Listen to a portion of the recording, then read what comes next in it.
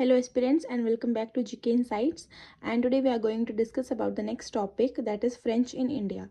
In the previous videos we had completed the parts of medieval history and the topics that is Battle of Plassey, Battle of Buxar. ठीक है, हमने battle of Panipat अलग से जो मैंने एक video डाली थी वो भी हमने पढ़ा। सारी हमने मेडिवल हिस्ट्री लगभग कंप्लीट कर दी है। अब हम मॉडर्न हिस्ट्री के टॉपिक्स पे जाएंगे। तो फ्रेंच इन इंडिया की बात करें तो उन्होंने ट्रेडिंग स्टार्ट की थी इंडिया में। उन्होंने ये देखा कि बाकी यूरोपियन कंपनीज़ को इंडिया में ट्रेड करके बहुत ज़्यादा फ़ायदा हो रहा है, तो उन्होंने भी जो है वो ट्रेड करना स्टार्ट कर दिया हमारे देश में। और वहाँ पे वह जो है वो फ्रेंच ईस्ट इंडिया कंपनी की जो है वो इस्टेब्लिशमेंट करते हैं 1664 में, जो कि इस्टेब्लिश की जाती है कोलबर्ट के द्वारा, जो कि एक मिनिस्टर था लुइस फोर्टीन का। और लुइस फोर्टीन कौन था? King of France. तो king of France Louis fourteen और उसका एक मिनिस्टर कोलबर्ट, वो जो है वो फ्रेंच ईस्ट इंडिया कंपनी की फाउंडेशन को रखता है। जो इनका फर्स्ट एक्सपीडिशन है वो लेड करता है फ्रांसक्योस कैरन। ठीक है, वो एक फ्रेंच गवर्नर होता है। वो सूरत पहुंचता है 1667 में और फर्स्ट ट्रेडिंग पोर्ट जो है वहाँ पर इंडियन सब कॉन्टिनेंट में इस्टेब्लिश करता है। देन सेटअप देयर फैक्ट्रीज, मतलब उन्होंने अपनी फैक्ट्री सेटअप की सूरत में इन 1668 एंड मसूलीपट्टनम में इन 1669। देखिए 1668 एंड 1669 जो है वो इंपॉर्टेंट हो जाती हैं, क्योंकि उन्होंने ये पूछ लिया जाता है कि फर्स्ट फैक्ट्री कहाँ लगाई, सेकंड फैक्ट्री कहाँ लगाई। ठीक है, तो फर्स्ट लगाई सूरत में और सेकंड लगाई मसूलीपट्टनम में। देन जो फ्रेंच है उन्होंने एक्वायर किया द एरिया ऑफ पौंडीचेरी, और उन्होंने जो एक्वायर किया वो किया सुल्तान ऑफ दिस बीजापुर से। ठीक है, बीजापुर से उन्होंने जो है वो अपना एरिया जो है वो पौंडीचेरी का एनेक्स किया और वहाँ पर अपनी कॉलोनी बनाई 1674 में। दूसरी बार दोबारा से एक साल पहले की बात करें अगर हम 1673 में, तो उन्होंने जो है वो टाउनशिप मतलब कॉलोनी बनाई, उन्होंने ये बनाई है चंद्रनगर में। ठीक है, चंद्रनगर नियर कलकत्ता में उन्होंने यहाँ पे भी कॉलोनी इस्टेब्लिश की। और इन्होंने परमिशन किससे ली थी? शेस्ता खान से। ठीक है, शेस्ता खान जो था मुगल सूबेदार था और उसने इनको परमिट किया था कि वहाँ पर आप एक डेवलपमेंट कर सकते हो कॉलोनी की, टू डेवलप अ कॉलोनी।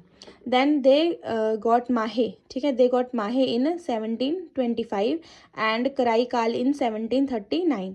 अब जो डुप्लेक्स है वो बहुत एक इम्पॉर्टेंट यहाँ पे पर्सनैलिटी हो जाता है, इसका मेंशन है। तो वो इंडिया आया था 1742 में as the governor of French. तो वो फ्रेंच का क्या था? एज अ गवर्नर था। देन उसके रीजन में या उसके टाइम पे जो है वो उनका जो इन्फ्लुएंस है फ्रेंच का वो बहुत ज़्यादा इंक्रीज़ होता है अब उनके रीजन में। ठीक है, वो एक्सपेंशन करते हैं अलग अलग चीज़ों को लेकर। देन ये जो है वो रिजल्ट करता है कॉन्फ्लिक्ट में, जो कि इंग्लिश और फ्रेंच के बीच में जो है वो लगातार कॉन्फ्लिक्ट बना रहता है।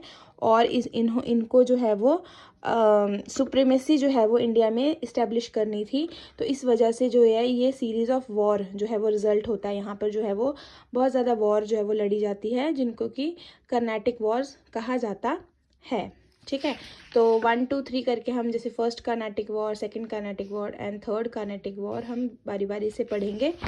सो अगर हम बात करें एंग्लो फ्रेंच वॉर्स की मतलब इंडिया में, तो वो है सबसे पहले हुई थी 1740 टू 1763 तक चलती है, जहाँ पे इंग्लिश वर्सेस फ्रेंच है। और यहाँ पे 3 युद्ध होते हैं, 3 वॉर्स होती हैं, जिनको कि कहा जाता है कर्नाटिक वॉर्स। ठीक है, क्योंकि ये लड़ी गई थी कर्नाटिक रीजन में। और यहाँ पर जो कर्नाटिक रीजन था वो था मुगल प्रोविंस। ठीक है, अंडर द नवाब के अंडर था वो। कौन था उसका नवाब? अनवरुद्दीन। ठीक है, अनवरुद्दीन जो था वो नवाब था कर्नाटिक रीजन का। ठीक है, जो कि एक मुगल प्रोविंस थी और इसकी कैपिटल थी आरकोट। ठीक है, कैपिटल क्या थी इसकी? आरकोट। और ब्रिटिश और फ्रेंच यहाँ पर जो है वो बहुत ज़्यादा एक्सप्लॉइट कर रहे थे इस रीजन को, क्योंकि वो अपनी पावर को बढ़ाना चाह रहे थे। तो इस वजह से जो है वो ब्रिटिश जो है वो पावरफुल एज अ सुप्रीमेसी वहाँ पे प्रूव होते हैं और वो फ्रेंच को बाहर निकाल देते हैं। ठीक है, फ्रेंच मतलब 3 वॉर्स के बाद जो है वो फ्रेंच की जो सुप्रीमेसी थी वो ख़त्म हो जाती है और ब्रिटिश ईस्ट इंडिया कंपनी जो है वो अपनी सुप्रीमेसी जो है वो कर्नाटिक रीजन पे भी इस्टेब्लिश कर लेती है यहाँ तक आते आते। ओके, सो कल अगली वीडियो में हम फर्स्ट कर्नाटिक वॉर के बारे में पढ़ेंगे, उसके बाद हम सेकंड और थर्ड भी कवर करेंगे। So thank you, do like share and subscribe, follow for more.